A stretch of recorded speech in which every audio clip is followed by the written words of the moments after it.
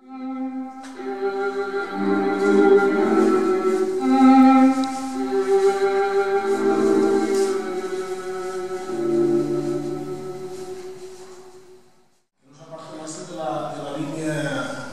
germànica, és a dir, de desenvolupament motívic. Hi ha una sèrie de motius que es van desenvolupant i que funcionen també a la wagneriana, és a dir, a mode de leitmotivs que expressen una idea determinada que s'associa a un personatge determinat.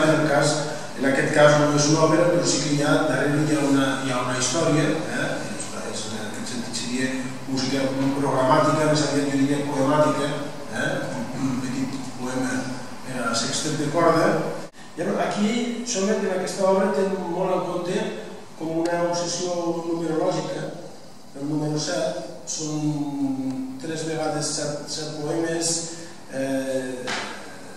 Aquests poemes quasi tots tenen 7 versos. Hi ha 7 intèrprets a l'obra, comptant el director, això sí. És una obra de cambra en la qual intenta comprimir al màxim els instruments que podríem trobar en una orquestra simfònica. És com una reducció de si mateixa. Llavors, a part del propi piano, trobem dos instruments de vent, que són la flauta i el clarinet.